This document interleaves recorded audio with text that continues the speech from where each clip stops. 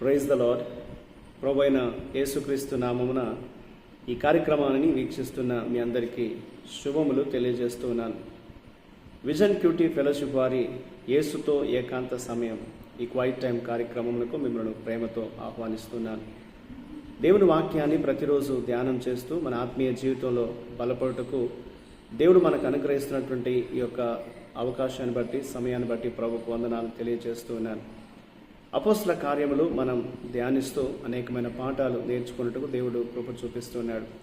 ఈరోజు మన ధ్యానం కొరకై ఏర్పరచబడిన లేఖన భాగము అపోస్తల కార్యములు 19వ అధ్యాయము 21వ వచనం నుండి 41వ వచనం వరకు. ముందుగా ఈ భాగంలో మనం 21 నుండి 23వ వచనం వరకు చదువుకుందాం. ఇలాగూ జరిగిన తర్వాత పౌలు మాసిదోనియా, అకయ దేశముల మార్గమున వచ్చి యెరూషలేమునకు వెళ్ళవలనని మనసులో ఉద్దేశించి, నేను అక్కడికి వెళ్ళిన తర్వాత రోమా కూడా చూడవలనని అనుకొనెను.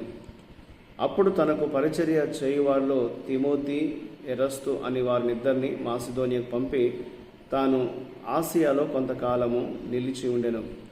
ఆ కాలమందు క్రీస్తు మార్గమును గూర్చి చాలా అల్లరి కలిగెను. ఈనాటి లేఖన భాగం ఆధారంగా మనం ఏర్పాటు చేసుకున్న అంశం ఏదనగా సువార్త గురించిన అల్లర్లు, ఏ రైట్ అబౌట్ గాస్పల్.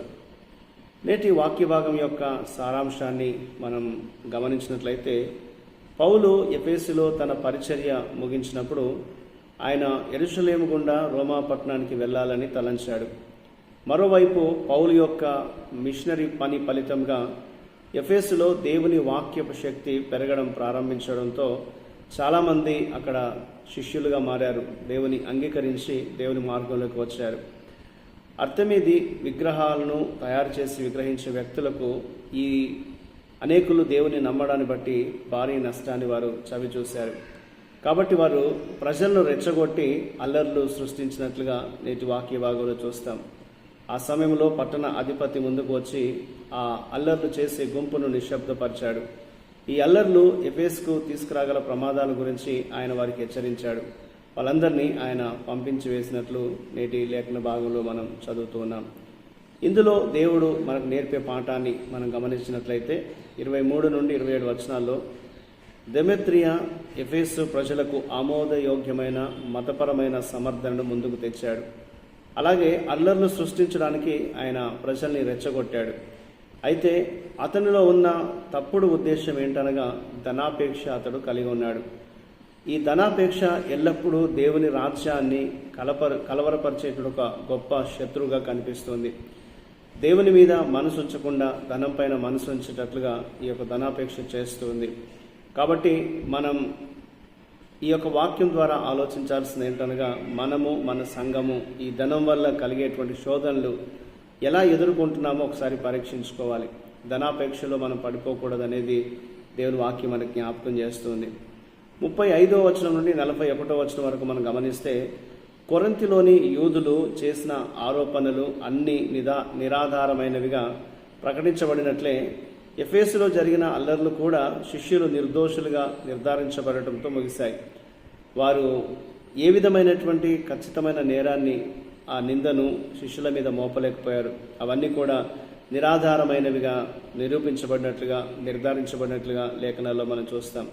కాబట్టి దీన్ని బట్టి మనం అర్థం చేసుకోవాల్సిన విషయం ఏమనగా, దేవుని వెంబడించేటువంటి ప్రభు శిష్యులు నిజాయితీగా జీవించాలి, తప్పు లేకుండా జీవించడం వారు నేర్చుకోవాలి. అప్పుడు లోకంలోని ప్రజలకు దేవునికి సేవ చేసేటువంటి కృప దేవుడు వారికి అనుగ్రహిస్తూ ఉంటాడు. ఆ విధంగా దేవునికి సేవ చేస్తున్నటువంటి వారిని తప్పు పట్టడానికి కారణాలు ఏవి కనపడవు. ఎవరు కూడా తప్పు పట్టలేరు అనేది దేవుని వాక్యము జ్ఞాపకం చేస్తుంది. కాబట్టి సరి అయినటువంటి యథార్థమైనటువంటి జీవితాన్ని జీవించగలిగితే ఎవరు కూడా తప్పు పట్టడానికి అవకాశం ఉండదు అనేది నేటి లేఖన భాగంలో చూస్తాం. సువార్త యొక్క శక్తిని బలహీనపరిచేది ఏంటంటే, ఎల్లప్పుడూ తప్పులతో నిండిన మన యొక్క జీవితం. కాబట్టి మన జీవితము ఎప్పుడూ కూడా ఏ విధమైనటువంటి పొరపాట్లు లేకుండా దేవుని పట్ల, సువార్త పట్ల సరైన వైఖరి కలిగి మనం జీవించాలి అనేది దేవుడు మనకు ఈ లేఖనం ద్వారా జ్ఞాపకం చేస్తూ ఉంటున్నాడు. కాబట్టి దేవుణ్ణి అనుసరించేటువంటి వారు, దేవుణ్ణి వెంబడించేటువంటి ఆయన శిష్యులు దేవుని మహిమ కొరకు త్యాగపూరితమైనటువంటి జీవితాలు జీవించాలి, నిర్దోషమైనటువంటి జీవితాన్ని జీవించి దేవుని గణపరిచేవారిగా ఉండాలి అనేది దేవుడు మనకి జ్ఞాపకం చేస్తూ ఉంటున్నాడు. మన జీవితంలో సువార్తకు ఆటంకాలు వస్తున్నప్పటికీ కూడా మన యథార్థతను విడిచిపెట్టకుండా దేవుని కొరకు మనం సరి అయినటువంటి సాక్షిగా నిలబడాలనేది దేవుడు మనకి లేఖనం ద్వారా జ్ఞాపకం చేస్తూ ఉంటున్నాడు. ఆ రీతిగా మన అనుదిన జీవితంలో మనం దేవుని మహిమ కొరకు జీవించే వారంగా, మంచి సాక్ష్యాన్ని కలిగినటువంటి విశ్వాసులుగా, ఆయన శిష్యులుగా మనం ఎదుగునట్లు దేవుడు మనకు సహాయం చేయనాగున దేవుని సహాయం కోరుతూ మనం ప్రార్థన చేద్దాం. మా ప్రియ పరలోకపు తండ్రి, నీ కృప ద్వారా మమ్మల్ని కాపాడుతూ నడిపిస్తున్నావు, నీకు వందనాలు. మేము మంచి సాక్ష్య జీవితాన్ని కలిగి ఉన్నట్లు సహాయం చేయండి ప్రభా. మా సంఘము వాక్యానికి విధేయత చూపడం వల్ల ఈ లోకంలో గొప్ప ప్రభావం చూపే సంఘముగా మారునట్లు మీరు చేయమని, మీ సహాయంతో మమ్మల్ని నడిపించమని యేసు నామమున ప్రార్థన చేస్తున్నాను తండ్రి, ఆమేన్. ప్రియులారా, మీరు సమయం తీసుకొని ఈ యొక్క వాక్య ధ్యానం విన్నందుకై మీకు ప్రత్యేకమైన వందనాలు. ప్రతిరోజు మీకు అందించబడుతున్న ఈ అనుదిన ధ్యానాలు, ఈ డైలీ రిఫ్లెక్షన్స్ మీకు మేలుకరంగా, ఆశీర్వాదకరంగా ఉన్నట్లయితే మీ యొక్క అనుభవాల్ని మాతో పంచుకోవాలని కోరుతున్నాను. అలాగే ఈ కార్యక్రమాన్ని మీరు అనేకులకు పరిచయం చేయాలని ప్రభు పేరిట కోరుతూ మీ యొక్క అమూల్యమైన సలహాలు మాకు అందించాల్సిందిగా కోరుతున్నాను.